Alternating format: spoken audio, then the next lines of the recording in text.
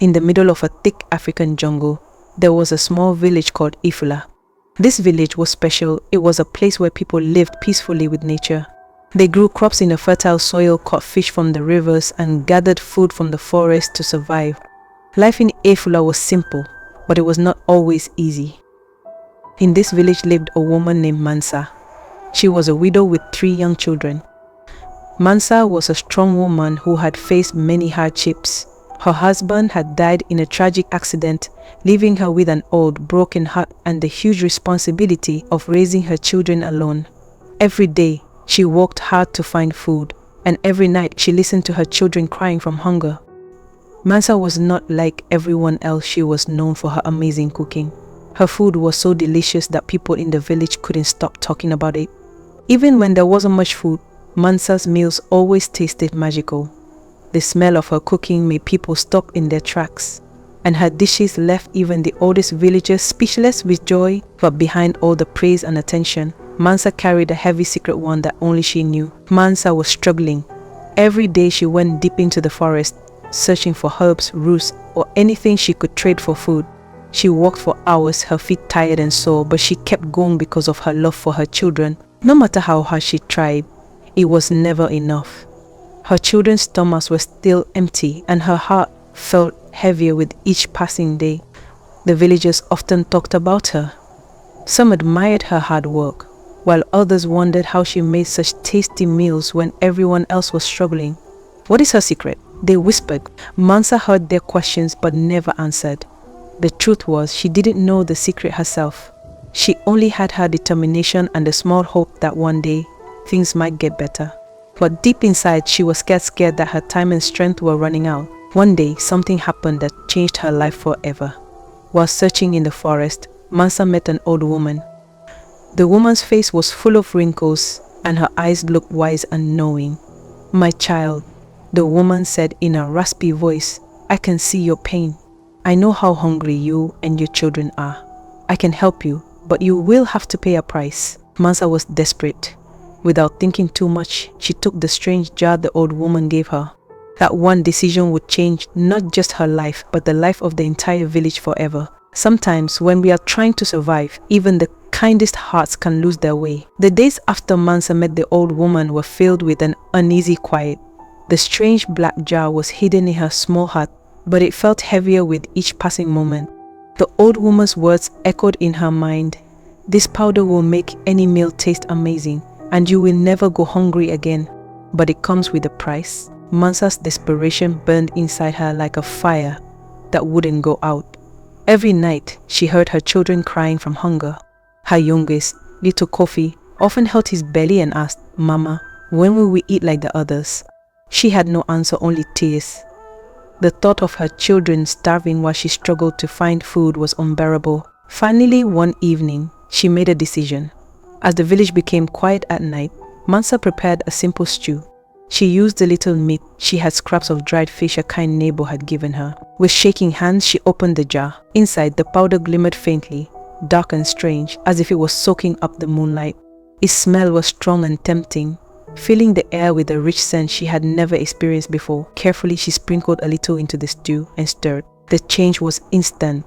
The simple ingredients seemed to come to life. The colors became richer, and the aroma grew stronger. Mansa felt a moment of fear, but quickly pushed it aside. She thought of her children. This was for them. When she served the stew, her children ate it eagerly, their faces lighting up with joy. "Mama, this is the best food we've ever had," said her eldest, Amina. For the first time in months, they went to bed full and happy, their laughter filling the small hut. The next day, the delicious smell of her cooking drew curious neighbors. "Mansa, what are you making?" one asked, leaning into her doorway. Before she could answer, more people came, drawn by the irresistible scent. Hesitating, Mansa shared a little of the stew. The reaction was immediate. "This is amazing. How did you make it?" the neighbors asked. Word spread quickly, and soon the whole village was talking about Mansa's cooking. People started visiting her, bringing yams, vegetables, and even coins in exchange for her food. At first, Mansa felt relief. Her children were no longer hungry, and she could finally provide for them. But deep inside, she felt uneasy. She couldn't stop wondering about the powder. Where did it come from? What was it made of? As weeks turned into months, Mansa's fame spread to nearby villages. Travelers came to taste her food, offering gold and rare goods for her meals.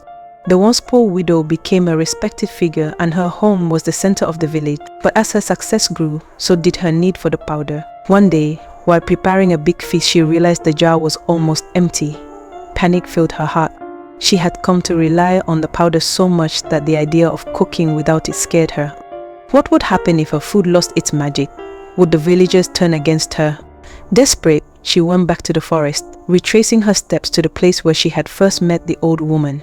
The trees swayed in the wind, their rustling leaves seeming to mock her. Alas, she found the woman sitting under a large baobab tree, weaving a basket with her wrinkled hands. "I need more of the powder," Mansa said quickly, unable to hide the urgency in her voice. The old woman looked up slowly, her sharp eyes staring straight into Mansa's soul. "You've done well for yourself," she said with a faint smile. "But you've come back for more, haven't you?" Mansa nodded. "Please, I need it. My children depend on it. The village depends on it." The old woman's smile faded. Her face turned serious. "The powder is not free, child. If you want more, you must give something in return." Mansa's stomach turned.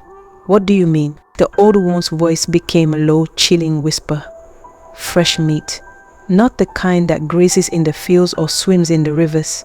Human meat." Mansa stepped back, her breath catching in her throat. "No, I can't, I won't." The old woman's eyes hardened. "You've already crossed the line, my dear. Do you think this success comes without a cost? The choice is yours. Let your children starve or pay the price." Tears ran down Mansa's face as she stumbled away. Her mind was filled with questions and fear. How could she make such a choice? But as she returned to the village, she saw the smiling faces of her children and the admiration of her neighbors. She was reminded of everything she stood to lose. The powder had saved her from poverty, but now it demanded something she wasn't sure she could give.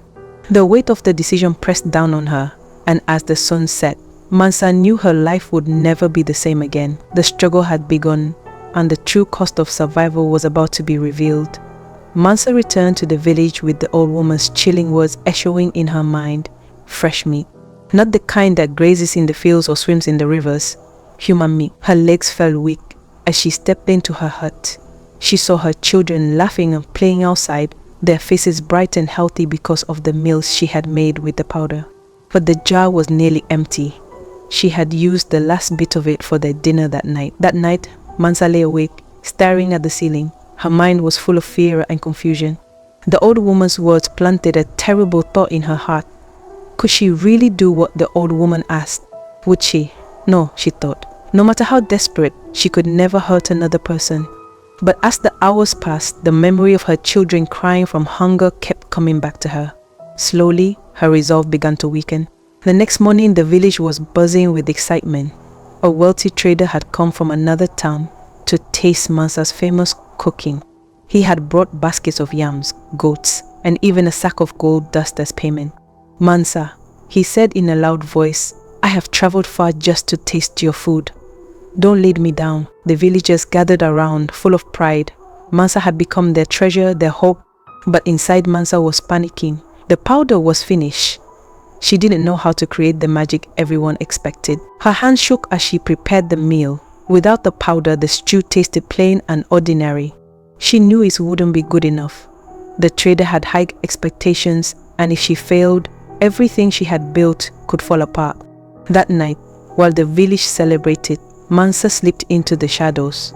She wandered the outskirts of the village, her thought dark and desperate. That's when she saw him, the village drunkard, stumbling alone in the darkness. No one would miss him, she thought. He was an outcast, ignored and mocked by everyone. Her heart raced as she approached him, her hands cold and clammy. "Come with me," she said softly. "I have food for you." The man followed her without question, too hungry to be cautious. Inside her hut, Mansa offered him a drink to calm him. Within minutes, he was unconscious. Tears streamed down her face as she picked up a knife, her hands shaking. She whispered to herself, "This is for my children, for their survival." Then, with one swift motion, she did what she had to do. The next day, Mansa served the stew. It was unlike anything the villagers had ever tasted. The trader was thrilled. "This is the best meal I've ever had," he declared. He showered her with gifts and promised to tell others about her talent. Mansa smiled, but inside she felt empty. As days turned into weeks, the demand for her cooking grew. Travelers came from far away, bringing wealth and admiration. Mansa became the most respected person in the village, but the cost of her success weighed heavily on her. Each time the jar emptied, she returned to the old woman, and each time the price became harder to pay. At first she targeted people no one would miss: the beggars, the lonely travelers. But over time the village began to notice the disappearances. People whispered, "Where is Kwam? We haven't seen him in days." Mansa grew paranoid. She avoided people and cooked late at night to hide her actions. Her once proud posture became hunched, and her eyes darted nervously at every sound. Then came Adia, a curious and cheerful girl who lived next door.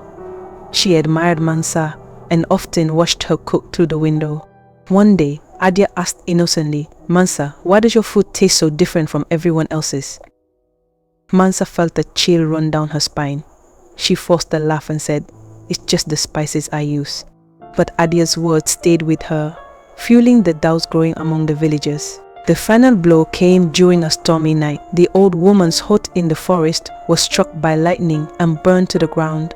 When the villagers went to investigate, they found bones, human bones. The discovery shocked the village. Whispers turned into accusations. The old woman was a witch, they said, and Mansa, she must be involved. How else could her food be so special? Mansa's supporters began to turn against her. She felt their stars, full of suspicion and mistrust. The carefully built life she had created started to crumble. One evening, as she prepared another meal, a group of villagers gathered outside her hut. Their voices were low, but their anger was clear. "We need answers," one man said. "We deserve to know the truth." Mansa froze, her heart pounding. She knew the moment she had feared had finally come. The choices she had made, the life she had taken, it was all catching up to her. She looked at her children, playing in the corner, unaware of the storm brewing outside. She had done the unthinkable for them. But now, she wondered if the price she had paid was too great. The tension in the air was overwhelming. The villagers wanted answers, and Mansa was running out of time. Her secret could no longer be hidden, and the success she had built was falling apart. The crowd outside Mansa's hut grew bigger, their whispers getting louder. The once loved widow was now a figure of fear and suspicion. Inside, Mansa paced back and forth, her mind racing as she tried to think of a way out. She could hear the villagers murmuring angrily. "Why won't she answer us?" A man shouted. "She's hiding something," another added. Mansa looked at her children, who were huddled together in the corner, their faces full of confusion and fear. "Mama, what's happening?" Her eldest, Amina, asked with a trembling voice. "Everything will be okay," Mansa replied, though her voice cracked. Her lies and dark deeds were finally catching up with her. The villagers were growing impatient. Baba Ikane, the village chief, stepped forward. He was a fair man but strict when it came to justice. Raising his hand to silence the crowd, he called out, "Mansa, the people demand answers. Open your door and face us." Mansa froze. Her heart pounded so loudly she thought it might burst. There was no escape now. Slowly, with shaking hands, she opened the door. The crowd stared at her, their faces a mix of anger, sadness, and curiosity. Baba Ikin stepped closer, his sharp eyes locking onto hers. "Mansa," he said, "we have questions about the disappearances in our village and the truth about your food.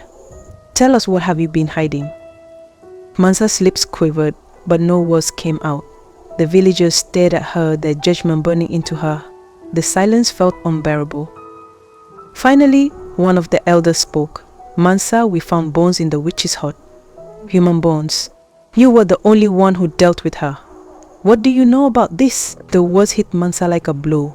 She staggered back, holding onto the doorframe for support. Her mind raced for an explanation, but the truth was too horrible to speak. "Say something," a woman in the crowd yelled. "Did you know about this?" Mansa's breathing became shallow. She thought of all the lives she had taken, the choices she had made to feed her children and protect her reputation. The faces of her victims haunted her. Kwam, the village drunkard, the lonely traveler, the merchant who had wronged her years ago. Their faces weighed heavily on her conscience. Finally, Mansa fell to her knees, tears streaming down her face. "Yes," she said, her voice shaking. I knew what the powder was and what it cost. I did it for my children. I had no choice." The crowd gasped, stepping back in shock. For a moment there was only silence. Then the anger erupted. "You killed our people," one man shouted. "You fed us their flesh." A woman screamed, covering her mouth in horror. Baba Akin raised his hand again, calming the crowd. "Let her speak," he said firmly.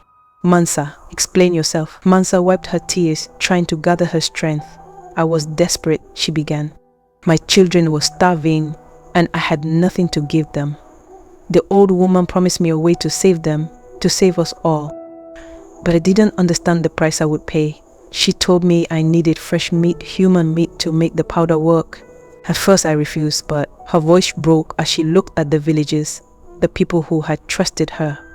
"But hunger makes you do things you never thought you could do," she whispered. The crowd murmured, their anger mixed with a small flicker of pity. But it wasn't enough to erase their feelings of betrayal. One woman stepped forward, her face wet with tears. "Kwam was my brother," she said, her voice shaking with rage. "You killed him, didn't you?" Mansa couldn't answer. Her silence said everything. The woman lunged at her, but Baba Akin stopped her. "This is not how we handle justice," he said firmly. "Mansa must answer for her crimes, but we will do it the right way." He turned to the crowd, called the elders. "We will hold a council and decide her fate." That night, the elders gathered under the great baobab tree in the center of the village. The crowd watched from a distance, their faces lit by the glow of torches. Mansa sat before the elders, her head bowed in shame. The elders spoke for a long time, debating her actions. They discussed the desperation that had led her to such darkness and the way the old woman had tricked her. Some said her struggles didn't excuse her crimes. Others argued that she had been pushed too far. Finally, Baba Akin stood up to deliver the verdict. The crowd went silent, waiting anxiously. "Mansa," he began, his voice heavy with sadness, "you have betrayed the trust of this village. Your actions have caused pain and loss, and for that you must face the consequences. But we also understand that desperation led you down this path. The witch took advantage of your suffering, but the lives you took cannot be brought back." He paused, looking at the crowd. "Mansa is to be banished from this village. She will leave at dawn and never return. Her children, who are innocent, will remain here under the care of the community." The crowd erupted, some crying out in anger, others weeping quietly. Mansa collapsed to the ground, her sobs echoing through the night. She had lost everything: her home, her children, and her place in the village. All she had left was the heavy weight of her guilt. At dawn, Mansa stood at the edge of the village, holding a small bundle of her belongings. Her children clung to her, tears soaking into her worn dress. "Mama, don't leave us," Kofi begged, gripping her hand tightly. Mansa knelt down, her heart breaking. "I have to, my love," she said softly. "But remember, no matter where I go, I will always love you." The villagers watched silently as Mansa walked away, her figure growing smaller and smaller until the jungle swallowed her. Her story became a warning, a dark reminder of what desperation can lead to. And in the quiet nights that followed, when the wind howled through the trees, some said they could hear her voice crying in the darkness, a mother's endless sorrow for the choices that had taken everything from her. The jungle swallowed Mansa as she walked away from the village, her heart heavy with guilt and sorrow. She could still hear her children's cries in her mind, and each step felt like a knife cutting into her soul. She had paid the ultimate price, not just for what she had done, but for the desperation that had led her to do it. Alone in the wilderness, Mansa was left with nothing but her regret and memories of the life she had ruined. The village, once full of joy over her cooking, was now filled with sadness and betrayal. Families mourned the loved ones they had unknowingly eaten, and the villagers struggled to deal with the dark truth that had been hidden among them. Mansa's name became a quiet whisper, a warning and a curse. She had gone from being their hero to an outcast in an instant. Even though the villagers were angry, they took care of her children. Baba Akin made sure everyone knew the children were innocent. The community promised to raise them with love and kindness. Still, the children would carry the weight of their mother's actions for the rest of their lives. As they grew older, they would sometimes ask about her, but the villagers never spoke of her except as a lesson to be learned. Far away, deep in the jungle, Mansa lived alone, her life now one of silence and repentance. She survived on fruits and roots, and her once famous cooking became a distant memory. Her days were long and lonely, filled with thoughts of the choices she had made. At night, the faces of her victims haunted her dreams, and she could hear their voices calling to her. In her solitude, Mansa found a strange kind of understanding. She realized that her fall hadn't started with the powder or the old woman. It had started when she let her desperation cloud her judgment. Instead of asking her community for help or finding another way, she had chosen lies and darkness. Mansa spent her days carving warnings into tree trunks and stumps, hoping travelers would see them. Greed poisons the soul, she wrote. Desperation blinds the heart.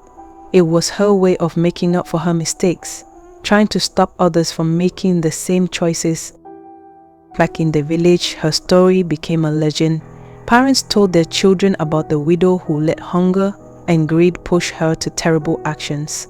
Her story became a lesson, a reminder of how easy it is to lose the right path when facing hard times. In the end, Mansa's story wasn't just one of shame, it was also a powerful lesson. In our darkest times, it is our choices, not our situation, that define us. The villagers carried this wisdom forward, teaching future generations the importance of honesty, unity, and the strength of the human spirit even in the toughest moment. If you enjoyed this story, please like the video and share your thoughts in the comments. And don't forget to subscribe for more dramatic tales that teach life's most important lessons.